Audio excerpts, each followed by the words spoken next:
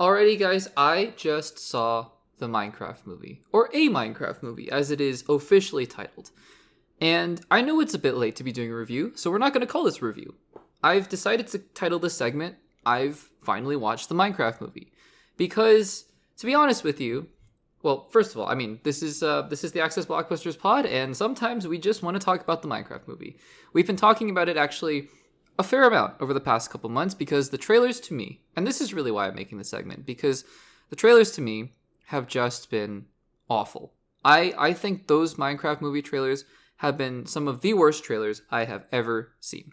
And so, to me, when the movie came out in early April, it's about a month ago, the only way I was going to see this movie on opening weekend was if the movie somehow got hailed as the best single movie of all time, and it blows away expectations, and it's such a big surprise, and don't believe what you see in the trailers, just go in and watch the movie and be surprised. Like Lego Movie kind of, right?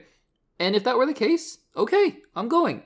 On the flip side, there was a specific scenario in which people said, this is the worst movie ever made, you have to see it to believe it, in which case I would have gone, okay, let me see. As it turns out, a Minecraft movie came out of the gates with literally the exact opposite of both of those at a 50-something percent, 53% last time I checked, on Rotten Tomatoes. Exactly down the middle. I don't know if that number has changed. Honestly, I haven't checked in a while, but when I checked, I think around the time it was opening, 50-something percent on Rotten Tomatoes. And as that were the case, I said, yeah, okay, so that was probably the scenario in which, that's the middle area of which I'm saying, no, I'm not going to watch it. But then something interesting happened. And we're going to talk about this more probably next week on the Access Blockbusters Pod when a Minecraft movie is nearing the quote-unquote end of its theatrical run. The movie started to do really well in terms of box office. And we'll see where it eventually lands. I think probably, like I said, towards the middle or end of May, we'll do another segment about the box office of a Minecraft movie and talk about why the movie did so well. Last I checked, it was around 600 million, or at least above 500 million for sure. Crazy numbers. Crazy big numbers. And so, I have some theories as to why I think the movie did so well. And at a certain point, it's April. I'm paying for, the AMC A-List subscription. I hadn't seen any movies in theaters, just got very busy in April. And I thought, let's see what this is all about. So, I finally watched a Minecraft movie. These are just my personal thoughts. It is the quintessential, and I say this not negatively, I just say this to make the point. It is a quintessential children's movie. No derogatory meaning behind that. Just from my perspective, as I was watching a Minecraft movie, I went, oh, this is a movie designed specifically for 5 to 10-year-olds. And again, look, I mean, in my theater, it's about a month later, or maybe 3 or 4 weeks later when I saw the movie, there were a lot of kids. And well, actually, they weren't enjoying it as much as I thought they were, which was interesting. Like, they weren't screaming and yelling. I've seen those videos online, obviously, of people, children throwing things and kids throwing things. That's crazy. But I mean, on the flip side, the kids in my theater didn't even seem to be enjoying it all that much. But whatever.